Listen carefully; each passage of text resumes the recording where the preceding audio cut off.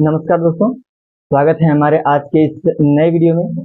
आज हम आपको बताने वाले हैं कि कैसे आप 2D डिज़ाइन बनाएंगे। जैसा कि आपको यहाँ पे दिख रहा होगा फोटो में, इस प्रकार की आपको इंग्रेविंग कैसे करना है। इसके पिछले वीडियो पार्ट 1 में मैं बताया था कि आपको कैसे 2D टूल पास करना है। 2D आउटलाइन हो चाहे 2D इनलाइन हो, इसकी टूल पास आपको कैसे करनी है।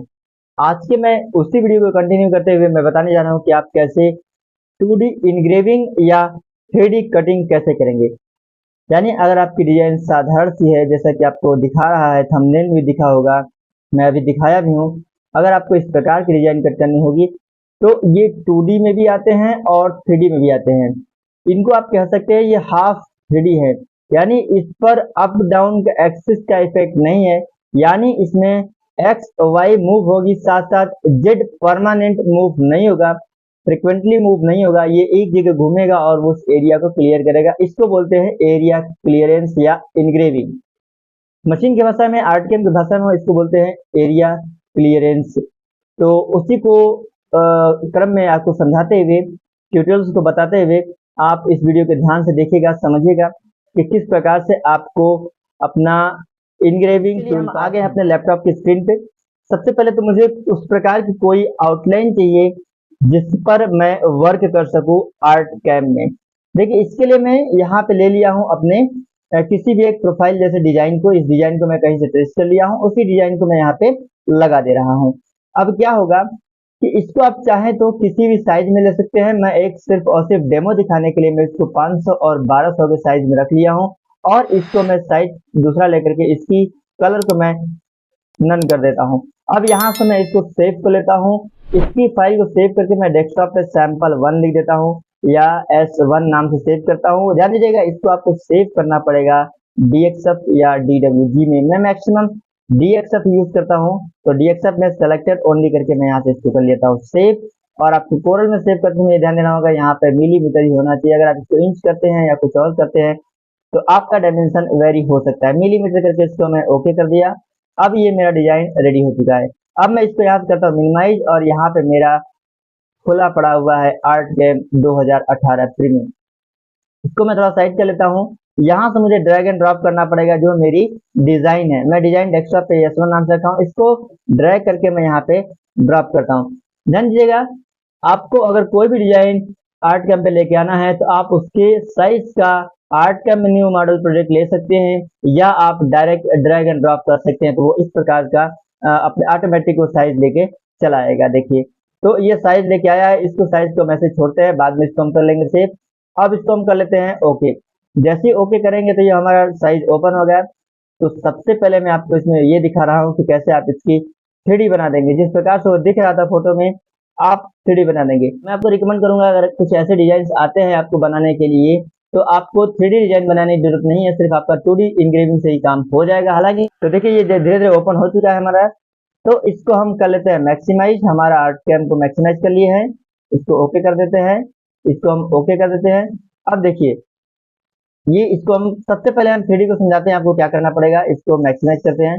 अगर आपको उस डिजाइन को लेना है तो आप चाहे तो इसको साइड में ले सकते हैं, मैं सिर्फ इतना लेके काम कर रहा हूँ। तो यहाँ से आपको एक्सट्रूड ऑप्शन में आना है, शेप एडिटर ऑप्शन में आपको यहाँ से आना है। शेप एडिटर आने के बाद आपको कुछ टूल की सेटिंग आपको देखने को मिलेगी। इस टूल की सेटिंग से ही आपका पूरा खेल होने वाला है। इस टूल सेटिंग्स को मैं खींच के यहाँ लेके आता हूँ, और मैं राउंड ना लेकर के मैं प्लेन सरफेस को सेलेक्ट करता हूँ, क्योंकि मेरी जो डिजाइन दिख रही है वो प्लेन है, ना कि कोई राउंड है। आप राउंड बनाएंगे तो और अच्छी लुक हो जाएगी, लेकिन ये डिजाइन सिर्फ प्लेन के लिए है, तो आप प्लेन बनाइए, अच्छा लगेगा। तो इसके लिए मैं स्केल, सब्ट्रैक्ट और मर्ज, इसको मैं कर लेता हूँ सब्ट्रैक्ट हाइट कर लेता हूँ, क्योंकि ये मुझे डेप्थ में लेके आना है, इसको हाइट में लेके नहीं आना है। या मैं ऐड करके इसकी हाइट को डाउन कर सकता हूँ, जैसे ऐड ही कर देता हूँ मैं।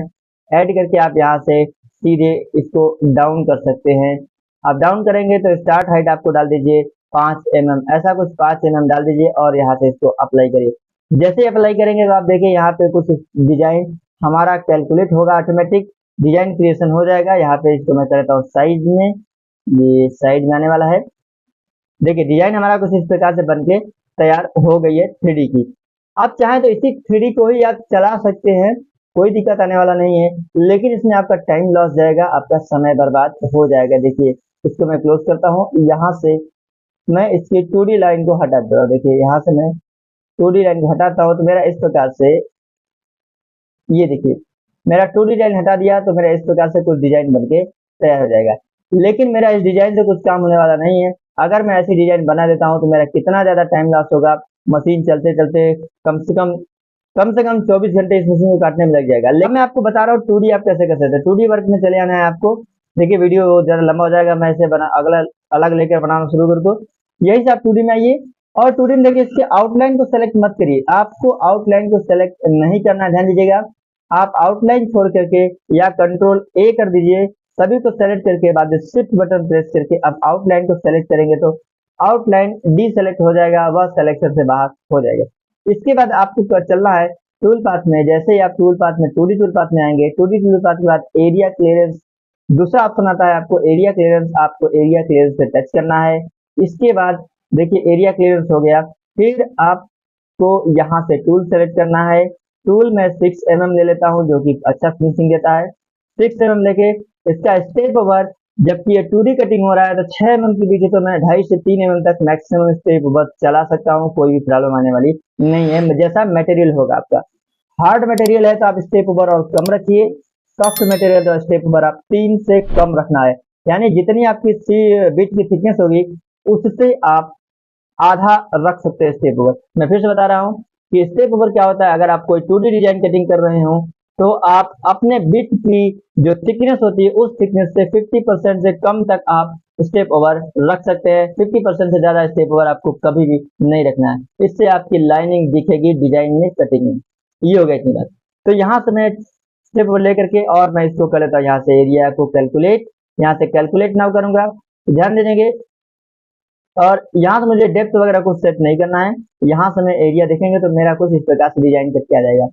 आपको मैं फिर से कैस्केड व्यू में करके दिखा रहा हूँ, विंडोज को टाइल वर्टिकली करके दिखा रहा हूँ। देखिए यहाँ पे ये डिजाइन है, यहाँ पे डिजाइन है। अगर मैं 3D बनाता हूँ तो पूरा मशीन रफ करके चलाएगी। अगर मैं ये एरिया क्लियर करता हूँ तो मशीन सिर्फ मेरी इतने अंदर ही चलेगी। अगर आपकी 3D डिजाइन नहीं है तो आप एरिया क्लियर से भी अच्छा खासा काम चला सकते हैं। कम समय में आपका डिजाइन बन जाएगा। मशीन इसको काट के रेडी कर देगी। ये रहा इस प्रकार से आपको बनाने का प्रक्रिया, आप कैसे टूल पाथ बनाएंगे। तो उम्मीद करता हूँ आपको वीडियो ये ट्यूटोरियल आपको समझ में आ गया होगा कि किस प्रकार से आपको 2D टूल पाथ बनाना है, 2D एरिया क्लियरेंस का टूल पाथ बनाना है, आपको 3D भी कैसे बनाना है। अगर जहाँ पे 3D से काम चलने वाला नहीं है, जहाँ आपको 3D बनाना ही पड़ेगा, वहां पे आपको 3D बनाना पड़ सकता है। लेकिन इस डिजाइनों में आपका 2D से ही काम हो जाएगा। बहुत लोग सोचते हैं तो 3D डिजाइन देख के कहेंगे भैया ये तो 3D डिजाइन, लेकिन ध्यान दीजिएगा 3D डिजाइन नहीं है, सिर्फ 2D डिजाइन है। आपका टाइम बचने वाला है, आप किसी बातों पे मत जाइए। आप हमारे इस वीडियो को लाइक करिए, चैनल को सब्सक्राइब करिए। मिलते हैं कुछ और ऐसे वीडियो में, तब तक के लिए धन्यवाद। जय हिंद।